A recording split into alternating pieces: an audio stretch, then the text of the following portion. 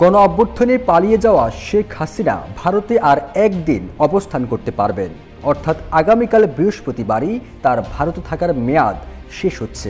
ভারতের আইন অনুযায়ী কূটনৈতিক পাসপোর্টের ক্ষমতায় শেখ হাসিনা ভারতে ৪৫ দিন থাকতে পারবেন বৈধভাবে, আর সেই ৪৫ দিন পূর্ণ হচ্ছে আগামীকাল। এখন প্রশ্ন হচ্ছে, এরপর শেখ হাসিনার ভাগ্যে কি ঘটবে? এ নিয়ে চলছে মোদী সরকারের মধ্যে চুল ছেঁড়া বিশ্লেষণ।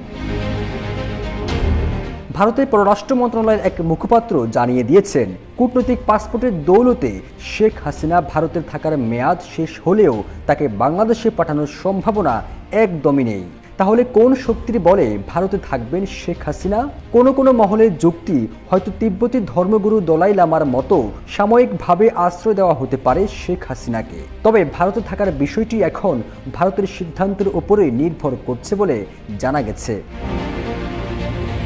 ২৫০টিরও বেশি ডিজাইন অপশন নিয়ে ওয়ালটন স্মার্ট ফ্রিজ, বোঝে আপনার প্রয়োজন।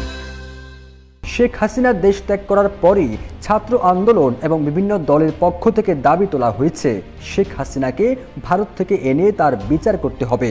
ইতিমধ্যে ছাত্র জনতা হত্যার দায়ে ১০০টিরও বেশি মামলা হয়েছে হাসিনার বিরুদ্ধে। এখন ভারত শেখ হাসিনাকে ফেরত দিতে না চাইলে কি করবে বাংলাদেশ? বিষয়টি নিয়ে বাংলাদেশের পররাষ্ট্র সচিব মঙ্গলবার বলেছেন, কোন আইনে শেখ হাসিনা ভারতে রয়েছেন তা জানা নেই। এ নিয়ে ভারতের কাছেও জোর দিয়ে কিছু জানতে চায়নি ঢাকা। এমন অবস্থায় প্রশ্ন উঠেছে, তাহলে গণহত্যার ঘটনায় শেখ হাসিনার বিচার এবং শাস্তি কি হবে না? তাকে বাংলাদেশে ফেরানোর দৃশ্যমান কোনো উদ্যোগও নেয়নি অন্তর্বর্তী সরকার। গত ৫ আগস্ট ছাত্র জনতার গণ অভ্যুত্থানে দেশ ত্যাগ করে ভারতে পালিয়ে যাওয়ার মধ্য দিয়ে শেখ হাসিনার সরকারের শাসনামলের অবসান ঘটে। এরপর হাসিনার সরকারের মন্ত্রী, এমপি ও নেতাকর্মীরা আত্মগোপনে চলে যান। তবে এর মধ্যে গ্রেপ্তার হয়ে রিমান্ডেও আছেন হাসিনার সরকারের আস্থাভাজন বেশ কয়েকজন মন্ত্রী, এমপি। আবার রিমান্ড শেষে অনেকেই কারাগারে বন্দী রয়েছেন।